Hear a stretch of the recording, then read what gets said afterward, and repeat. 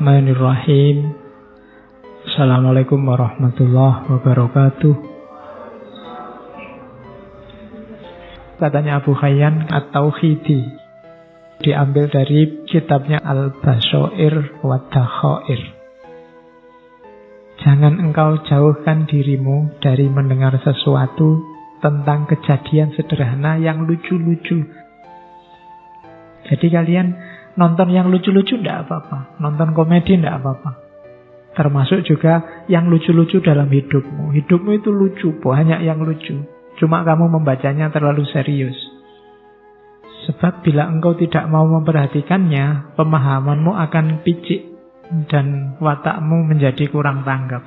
Kalau kamu tidak bisa menangkap betapa lucunya hidupmu, katanya Abu Hayyan, kamu kurang peka terhadap hidupmu. Hidupmu itu lucu, ngapain kamu stres? Ngapain kamu sumpek? Itu lucu.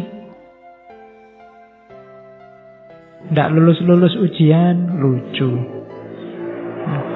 Ya kan? Kemudian apalah diputus pacar, jane ya lucu. Wong masih pacar aja diputus, kamu kok nangis sampai segitunya. Lah malah enak kamu bisa nyari lagi, nambah pengalaman. Kalau kamu nangis itu jane ya lucu. Banyak yang lucu-lucu dalam, apalagi coba kamu baca peristiwa-peristiwa politik hari ini, itu jane lucu. Cuma barang lucu itu kamu kok ketemunya malah marah, harusnya kan ketawa. Tapi hari ini orang membacanya jadi marah-marah. Katanya Abu Hayyan bilang, kau tidak mampu menikmati segarnya komedi, segarnya humor, segara kelucuan, awan kelabu kehidupan yang serius bahkan menghancurkan dirimu. Wah, susah. Merengut terus juga hidupmu akan hancur. Tidak enak. Wong kita oleh Allah diizinkan, diberi kesempatan hidup di dunia ini kan untuk bahagia, untuk senang. Masa Allah nyuruh kita sumpek, nyuruh kita sengsara? Kan enggak. Gembiralah. Hidup ini menggembirakan. Jadi tertawalah. Ini filosofi yang dipakai oleh Abu Hayyan At-Tauhidi. Sekarang citranya Islam itu citra kebanyakan citra keras. Ya meskipun itu salah, tapi ada indikator-indikator yang membuat orang menyimpulkan itu. Mari kita akhiri itu, tampilkan wajah Islam yang melahirkan tawa, melahirkan senyum. Kadang-kadang ada orang bikin komedi, bikin humor, kamunya serius. Jadinya nggak jadi ketawa, malah marah.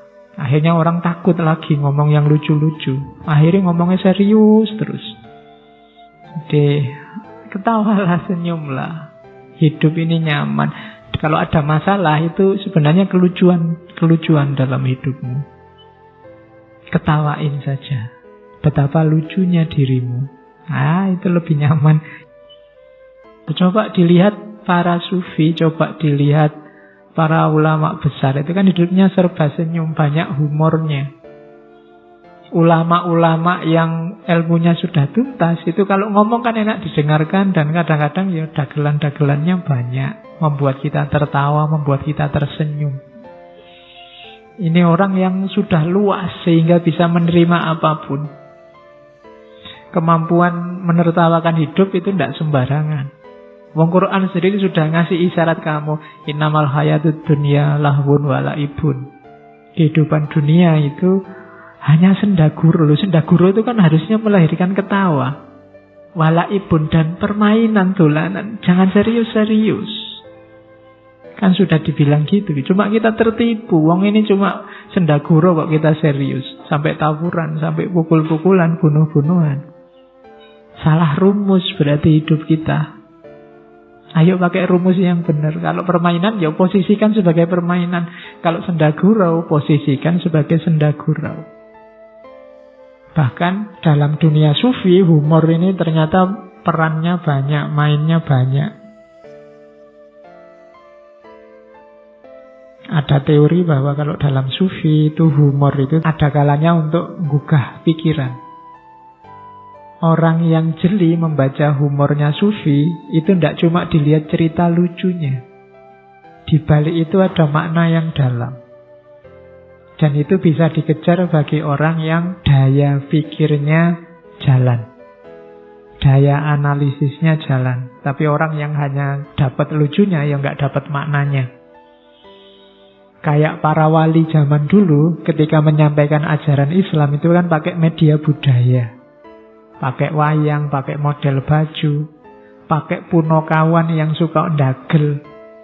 Itu kan media humor. Kalau para wali yang dalang, meskipun punokawan, meskipun ada Semar Bagongnya, ada limbuannya mungkin, tapi lucunya pasti ada maknanya. Nggak tahu maknanya pun nggak apa-apa, kamu dapat ketawanya, tapi kurang dalam. Ketawanya sudah dapat, cuma dalamnya. Dulu waktu di antara yang diperdebatkan Sunan Kalijaga sama Sunan Giri kan itu, Sunan Giri orangnya serius. Kalau Sunan Kalijaga maunya, ya sudah kita ambil pelan-pelan. Lah nanti kalau umat tersesat, enggak kalau tersesat. Wong ini, umat Islam ini kan akalnya jalan. Lama-lama mereka juga ngerti rahasianya. Lama-lama juga mereka bisa belajar sendiri, tahu yang benar. Sekarang biar mereka tertarik dulu lah pakai media-media budaya. Termasuk pakai humor. Kalau ada ustadz atau ulama atau kiai ceramah yang tidak ada humornya sama sekali kan, ya paling kamu ngantuk, paling hadir sekali 2 kali, besok nyari alasan kalau diajak. Penariknya kurang, pemicu berpikirnya kurang. Maka fungsinya humor dalam sufi yang pertama itu. Yang kedua, motivasi diri dan introspeksi diri. Orang disindir tapi dengan humor, itu ya merasa tersindir tapi tidak tersinggung. Biasanya begitu. Jadi orang jadinya jangan-jangan aku. Tapi kalau ditunjuk langsung hidung, itu biasanya orang tersinggung meskipun dia ngerti kalau dia salah. Maka penting kamu belajar tekniknya humor. Banyak filosof yang punya teori tentang humor. Ada yang anti, ada yang pro. Orang serius kayak Plato itu agak anti humor. Wongnya serius masalahnya. Tapi kayak Diogenes, ya hidupnya itu ndagel. Mulai lahir sampai tua itu isinya ndagel. Kayaknya ndagel, tapi ndagelnya kan ndak asal. Ada maknanya. Jadi humor membuat orang sadar. Sehingga termotivasi atau introspeksi. Yang ketiga, humor itu biasanya untuk kritik. Ngeritik paling enak itu pakai humor. Jadinya orang tidak tersinggung. Berbahagialah yang kamu yang pinter humor. Tapi jangan dipaksa. Karena kalau temenmu bilang tidak lucu, itu tidak enak. Humor jangan hafalan, humor yang natural. Nanti kalau temenmu tidak lucu gitu. Atau temenmu mikirnya lama, ki karepe opo to yo. Ya ndak jadi humor. Mengalir saja. Nanti lucu-lucu sendiri kok. Kan saya bilang hidupmu itu banyak lucunya. Kamu ceritakan apa adanya itu sudah lucu.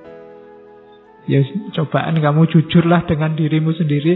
Ceritalah tentang dirimu belak-belakan 100%. Jangan ditutup-tutupi. Mesti banyak aspek lucunya. Kamu mengalarm jam berapa, bangun jam berapa, dan seterusnya. Itu kan lucu kadang-kadang. Buat alarm-alarm dewe. Alarmnya bunyi kamu matiin sendiri. Pagi-pagi marah-marah sendiri. Itu kan lucu. Oke, yang terakhir dakwah ya. Kalau dalam Islam, apapun yang kamu lakukan harus bernilai dakwah. Apa sih dakwah itu? Yang mendorong orang melakukan kebaikan, itu dakwah. Bisa lewat kata-kata, bisa lewat tindakan. Setiap muslim punya tanggung jawab dakwah. Dakwah tidak sama dengan ceramah. Jadi yang kamu lakukan itu ya, kalau membuat orang jadi turut melakukan perbuatan baik, itu dakwah. Makanya ada hadis, man sanna sunnatan hasanatan, barang siapa melakukan, mencontohkan perbuatan baik, diikuti orang perbuatan baik, pahalanya mengalir. Sebaliknya yang melakukan perbuatan jelek diikuti orang berbuat jelek, itu dosanya juga mengalir. Itu menunjukkan bahwa hidup kita ini dakwah, termasuk humornya. Jadi fungsi humor kalau dalam sufi adalah dakwah, kritik, motivasi dan introspeksi dan menggugah pikiran. Oke, saya kira itu. Kurang lebihnya mohon maaf. Wallahul muwaffiq. Wallahu a'lam bissawab. Wassalamualaikum warahmatullahi wabarakatuh.